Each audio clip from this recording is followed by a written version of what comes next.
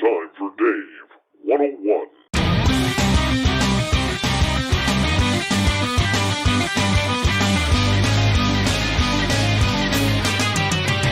A phone call earlier today from my good friend Lindsay, who I've known for probably, let's say 14, 15 years.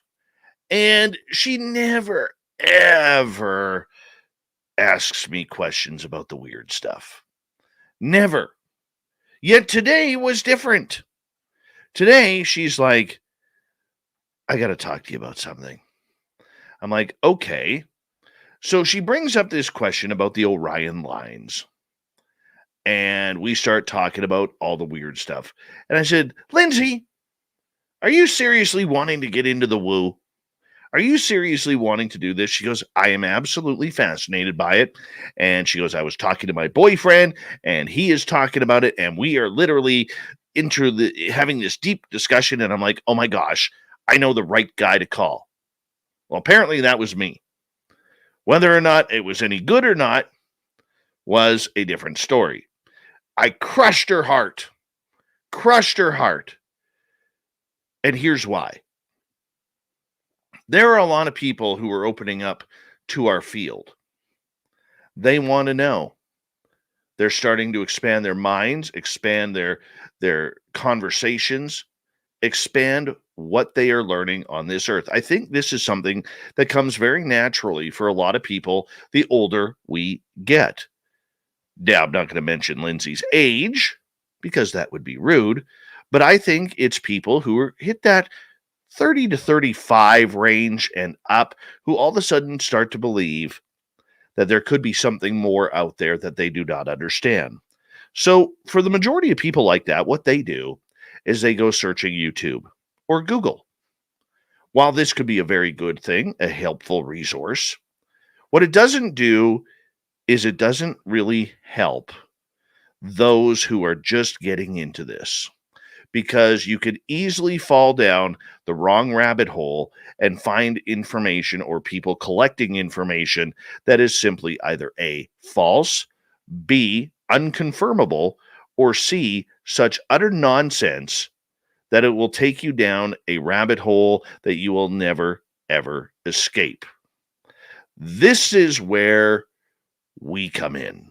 This is where we lay down that nice foundation to be a jumping set of foam that you can just squish on into and relax in the woo of everything that we do. And it's important, people, because there are people out there who want to learn. Now, I'm not bragging about just us. There are other shows and YouTube channels and podcasts out there that are really trying to get the proper messages out. However, a lot of times what we end up seeing with a lot of new people is they tend to flock to people who are so far out there that they can't even see the light at the end of the tunnel. And this is dangerous. This is why society tends to take our subjects and put them all together with a very tight elastic band and squeeze us tight because they think we're one and the same. And we are not. Look, there are dangerous folks with dangerous messages out there. It doesn't matter whether it's UFOs, ghosts, paranormal, supernatural, conspiracy theory that literally runs so loose that people truly believe that everything is one giant con. Life is not a con. Life is special. But there are people out there who want to take you down some very dangerous roads. So this is my message to many of the newbies out there who are really, really trying to learn what is going on.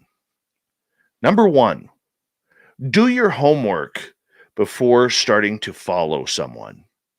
See what they're about. See what their reputation is. Google is a blessing in order to try and get information on whether or not somebody is credible. And in this field, it's very easy to tell.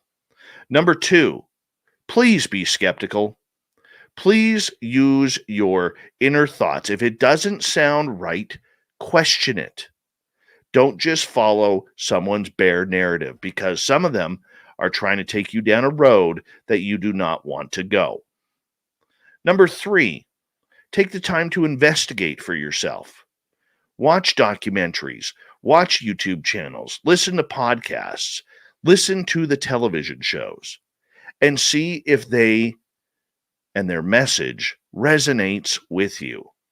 The conspiracy theory that is out there right now is dangerous. It goes everywhere, from radical reptilian politicians to devilish evil overlords to people who are absolutely demonic with power that are running this continent, this world, and everything in between it. Now, with Lindsay today, I had to tell her, use your skepticism, use your brain. You are very smart. Okay? Not all tap water is tainted. Not all medicine is bad for you. And not all conspiracies are true. That's why we don't talk a lot of conspiracy around here. We used to, way back when. But when you start to investigate and realize there isn't a lot of proof, you have to back off and you have to look at the bigger picture. It's an ebb and flow with information here. And what you cannot do is lose your rationality and lose your skepticism. There is wrong information way more than there is right information, because number one, we don't know what we are trying to solve. Whether it's the mystery of Bigfoot, whether it's the mystery of UFOs or ghosts, life after death, astral travel, whatever it may be, we do not know. And the only way that we can know is by researching. This is why shows like what we do are very important. We never try to take you down a road and say, this is the only path you can go down. No. We bring the information. It is up to you to decide whether or not you believe it. And with so much false information out there, you have to be able to decipher for yourself what resonates with you. The new people out there just want to learn. They just want to know whether it's an alien experience or whether it is some disgusting conspiracy out there that they've chosen to believe. We need to be better as a community in getting that information out there. We need to be better as a community to shut down those who are posting false or misdirecting information on whatever topic it is. There's too many hoaxers in this field and not enough education. This is why many a times I have personally gone after people for calling themselves journalists when they have never worked a day in journalism in their life. We have fake scientists in this field, all over, from UFOs to Bigfoot to the paranormal. We have people who are so title hungry, they will do and say and create anything they can in order to push their level of status upward. And if you're someone new coming into the community, you're not going to know that unless you do your own research. This is a giant puddle of mud with water on the outside, and we got to try and get to that fresh water because we are thirsty for information. We are thirsty for knowledge, and we are thirsty to know what the truth is. But the first acceptance that many new people coming into this field need to learn and understand is, what is proof and what is the truth? Because everybody's truth is different. My experiences and my truth to what I believe are much different than the guests that we bring on this show and even in our listening audience. I have people who do not believe me about my experiences, yet my job is to be very honest and very fair. and call things down the middle. Most people choose not to do that because most people believe that their opinion is the way things should go. I'm not trying to put us on a pedestal, but I do believe that this is one of the biggest reasons why we're not getting the proper information out there. You don't have to believe Lou Elizondo verbatim. You don't have to believe Grant Cameron or Sean Cahill or Richard Dolan or Linda Moulton Howe verbatim. But at least take bits and pieces and then put them into your own personal puzzle. Because your puzzle that you are trying to solve is different than mine and different than everyone else's. The one thing we have learned about this entire phenomena, and this is what I told my friend Lindsay, is that everything is the phenomena. Everything is connected. Everything is about what we are doing and what we believe. Look, you've heard me say it before. It's very strange when we see people going out on an investigation, many people, and say there's 5 people out there, and 3 of them see the same thing and 2 of them don't see anything. Why? Because the phenomena was able and has the ability to choose who sees what. That's the mystery that we cannot solve. What is the phenomena? Where did the phenomena come from? Who created the phenomena? How does the phenomena affect each and every one of us, 7.8 billion people on this planet, differently?